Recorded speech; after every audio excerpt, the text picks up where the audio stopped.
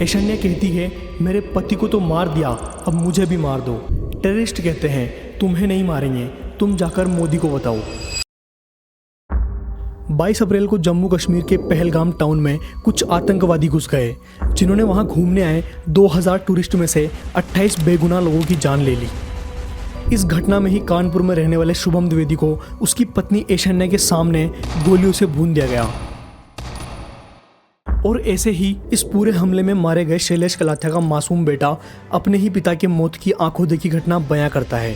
बच्चे ने बताया कि जब वो रेस्टोरेंट में खाना खा रहे थे तभी पूरे इलाके में गोलियों की आवाज़ आना शुरू हो गई। फिर पता लगता है कि आतंकवादी इलाके में घुस चुके हैं। छुप जाने के बाद भी वो आतंकवादी इन्हें ढूंढ लेते हैं। आतंकवादियों ने अपने सिर पर कैमरा बांध रखा था। एक आदमी ने व्हाइट टी शर्ट और ब्लैक जीन्स पहन रखी थी। एक आतंकवादी बोला, मुसलमान अलग हो जाओ और हिंदू अलग हो जाओ। आतंकवादियों ने इन्हें 3 बार कलमा पढ़ने के लिए कहा। मुस्लिम लोगों को यह आता था, लेकिन जो लोग हिंदू थे और इसे नहीं पढ़ पाए उन्हें सीधी गोली मार दी गई। इन आतंकवादियों ने सिर्फ इतना पूछा कि तुम हिंदू तो नहीं। जवाब ना मिलने पर इन्होंने लोगों की पैंट उतार कर खुद देखा और हिंदू मिलने पर सीधी गोली मार दी। सिर्फ बच्चों और महिलाओं को छोड़ दिया गया।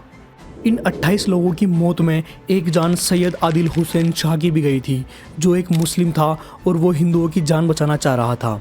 एक्चुअली आदिल एक घोड़े वाला था जो यात्रियों को घोड़े पर सवारी करवाता था।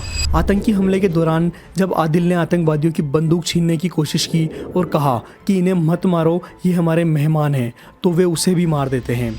और आदिल का ही एक कज़िन नज़ाकत अली इस हमले में 11 लोगों की जान बचाता है और वे 11 लोग बोलते हैं, अगर नज़ाकत नहीं होता तो शायद आज हम जिंदा ना होते। ये हमला पाकिस्तान की तरफ से ही करवाया गया था। इस बात की पूरी जिम्मेदारी पाकिस्तान समर्थित आतंकी समूह लश्कर ए तैयबा के फ्रंटल संगठन द रेजिस्टेंस फ्रंट ने ली है। इंडिया पाकिस्तान के बीच अब तक 4 बड़े बॉर्डर वॉर 1947, 1965, 1977, 1999 में हो चुके हैं, जिनमें से 1947 और 65 तो सिर्फ कश्मीर के लिए हुआ है।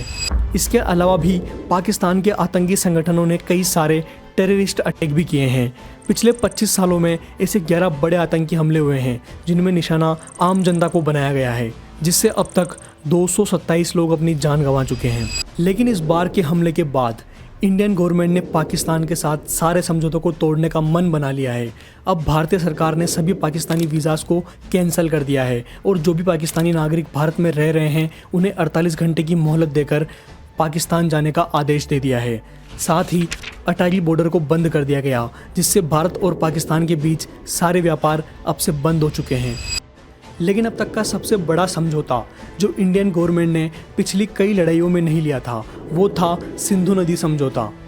जिस सिंधु नदी को पाकिस्तान की जीवन रेखा कहते हैं, अब भारत सरकार ने सिंधु नदी का पानी भारत तक ही सीमित रखने का फैसला ले लिया है। पाकिस्तान के अंदर 93% खेती सिंधु नदी के पानी से ही होती है, तो इस रोक से पाकिस्तान को अब सूखे और कई अलग समस्याओं का सामना करना पड़ेगा। भारत सरकार ने अब तक जो भी फैसले लिए हैं वो पाकिस्तान को पूरी तरह बर्बादी की ओर ही लेकर जाएंगे, लेकिन फिर भी भारत की जनता का ये कहना है, अगर इससे भी कठोर कोई एक्शन हो सकता है तो वो भी लिया जाए।